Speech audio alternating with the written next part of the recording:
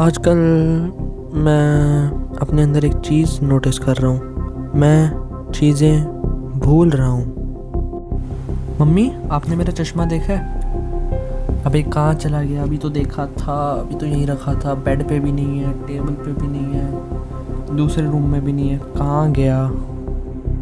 या जब भी अकेले बैठे तो कुछ अजीब सा होता है, ध्यान सिर्फ फ़ोन की तरफ जाता है एंड कुछ देर बाद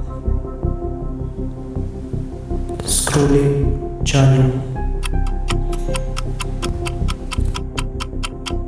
क्या आपने कभी देखा है आपके घर में कोई बच्चा हो या फिर आपके कोई रिलेटिव में बच्चा हो, वो कोकोमेलन तो ज़रूर देखता होगा एंड जब भी वो रोता होगा या कभी चिड़चिड़ा होता होगा तो उसके पेरेंट उसको कोकोमेलन की वो ट्यून सुनाते होंगे या तो उसकी कोई राइम सुनाते होंगे एंड वो बच्चा एकदम से एक्टिव हो जाता होगा। अब ऐसा होता इसलिए क्योंकि जो डोपामिन उसको अपने पेरेंट्स के अटेंशन, उसके लाड प्यार से मिलना चाहिए था, वो डोपामिन रिप्लेस हो गया एक कोकोमेलन की राइम से।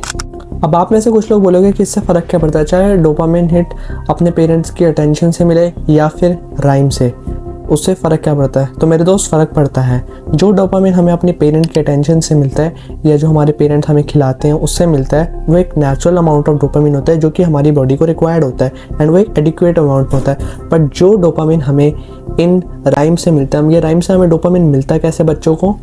जो कॉन्ट्रास्टिक कलर्स इन राइम्स के अंदर यूज़ होते हैं उससे हमारे ब्रेन, उन बच्चों के ब्रेन को एक सिग्नल मिलता है कि यहाँ पे कुछ नया आ रहा है, कुछ फ्लैशी आ रहा है, कुछ यूनिक आ रहा है। अब इससे क्या होता है, इनका बच्चों का ब्रेन रिवायर होता है इस तरीके से कि उन्हें हर टाइम में कुछ नया, कुछ अटेंशन पाने की आदत हो जाती है एंड एज अ रिज़ल्ट जब इन बच्चों को ये सब नहीं मिलता है, जब कभी इनके पेरेंट्स इनको फ़ोन देने से मना कर दें तो ये चिड़चिड़ापन, गुस्सा अपने पेरेंट्स पे दिखाते हैं। अब ये बात सिर्फ छोटे बच्चों के लिए लागू नहीं होती है, हमारे लिए भी है। अगर आपको कोई इंटरनेट सिग्नल डाउन हो जाए तो आप भी ऐसे चिड़चिड़ापन दिखाते हो या ऐसे गुस्सा आ जाते हो जैसे किसी ने आपसे सांस छीन ली हो। अब ऐसा होता इसलिए ही है क्योंकि जैसे कि बच्चों को वो हाई कॉन्ट्रास्टिक कलर्स डोपामिन दे रहे थे, वैसे ये फ्लैशी नोटिफिकेशन, ये हर टाइम कुछ स्क्रॉल करना या शॉर्ट फॉर्म कंटेंट को वॉच करना, ये भी हमें डोपामिन हिट्स देता है एंड एज अ रिजल्ट हमारी पेशेंस करने की पावर ख़त्म हो गई है।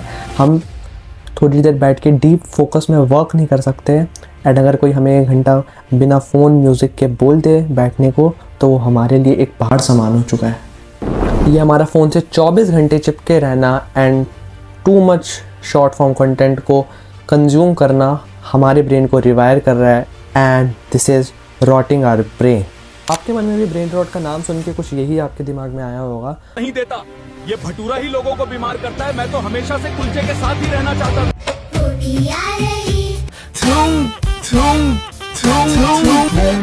बालेरीना कैपुचिना। चाहे तुम सिर्फ मुझसे ही प्यार करती हो ना? कापू कापू कैपुचिनो।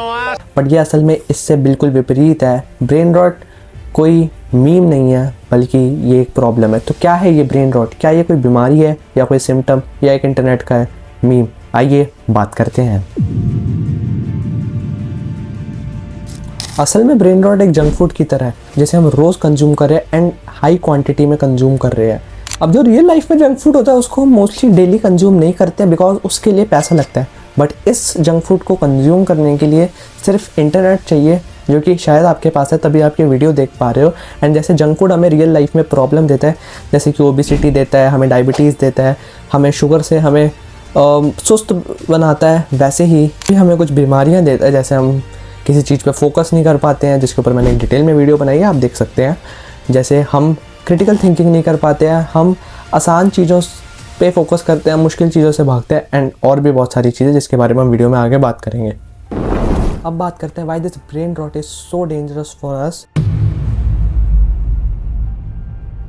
आपने नोटिस किया होगा कि why this short form content feels so addictive कि कभी कभी हमारा मन भी नहीं होता बट तभी भी हम इस शॉर्ट फॉर्म कंटेंट को देखने पे हमारे घंटों बर्बाद कर देते हैं।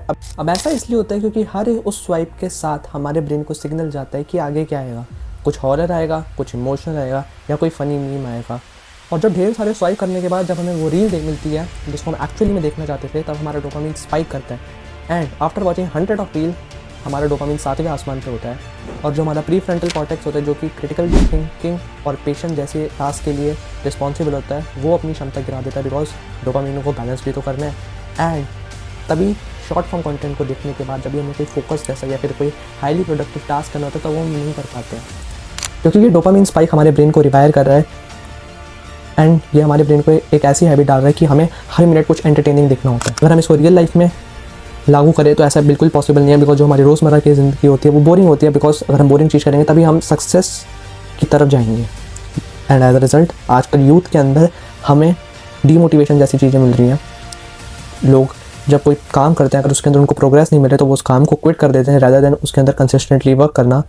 एंड लोगों को अपनी लाइफ बोरिंग लग रही है, वो सोच रहे हैं कि जो इंस्टाग्राम पे रील्स बना रहे हैं, जो ट्रिप पे जा रहे हैं, उनकी लाइफ कितनी अच्छी है, बट असल में वो एक मेटलिस्टिक दिखावा है जो लोग सोशल मीडिया पे कर रहे हैं। And eventually this is rotting our brain, जिससे हमारा किसी काम में मन नहीं लग रहा and it is a problem that we need to address.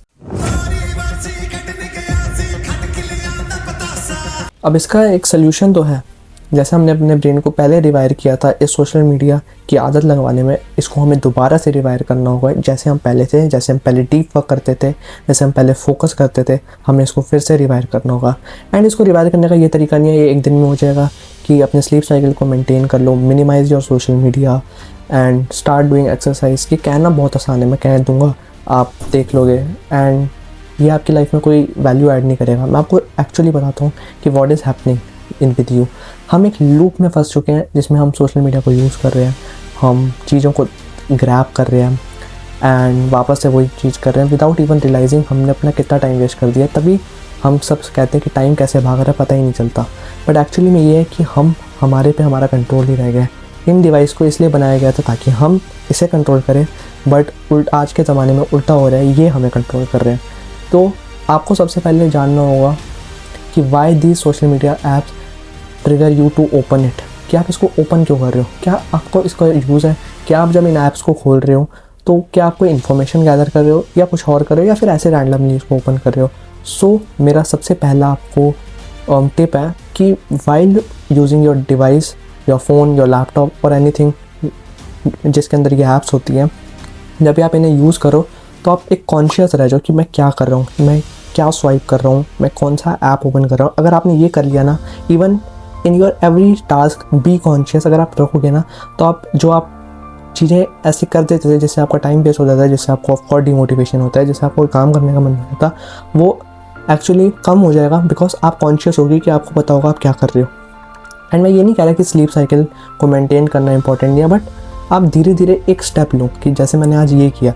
सबसे पहला काम तो वैसे यही होता है कि आप अपनी स्लीप साइकिल को सुधारो, बिकॉज ऐसा बहुत बार होता है कि हमने अपना दिन अच्छे से किया, हमने रात को सोशल मीडिया खोला एंड पता नहीं चला कि 2 कब बज गए, 3 कब बज गए एंड अल्टीमेटली फिर हम अगले दिन 12 बजे उठ रहे हैं, फिर हम अपने काम में डिले कर रहे हैं एंड ये साइकिल चलता रहता है। एक बार बताओ लास्ट टाइम आप अपने साथ कब बैठे थे?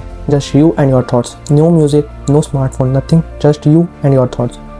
अब आप बोलोगे या वी ओवर थिंक एंड हम प्रॉब्लम के साथ होते हैं तब, जिससे हमें एंग्जाइटी होती है जिसका कोई काम नहीं होता। मैं कह रहा हूँ जब आप अपने बारे में सोच रहे हो कि मेरे को अपने आप को इम्प्रूव करना है, because these motivation come from inside and your inner mind is so pure and it give you the right advice, because no one know better than you yourself. अब इसको प्रैक्टिस करने से आपका सोशल मीडिया का time कम तो होगा ही होगा, बट इससे आपको एक राइट पाथ मिलेगा कि आपको आगे क्या करना है, कि आपको आज क्या टास्क करना है। ये आपको एक पूरे दिन का एक राइट गाइडेंस देगा।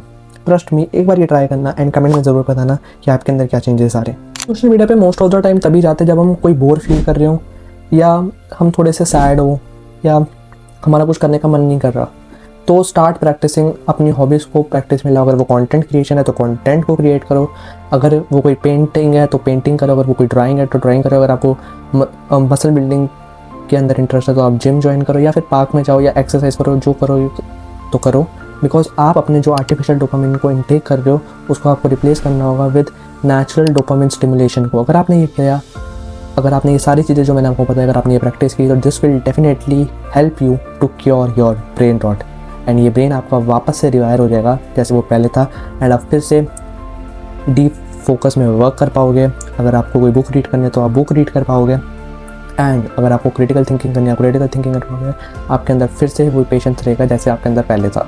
So that's it from my side. अगर आपको ये वीडियो अच्छी लगी, अगर इस वीडियो ने आपके अंदर एक पॉजिटिव इंपैक्ट लाया तो वीडियो को लाइक करो, चैनल को subscribe. I will catch you in the next one. तब तक के लिए गुड बाय।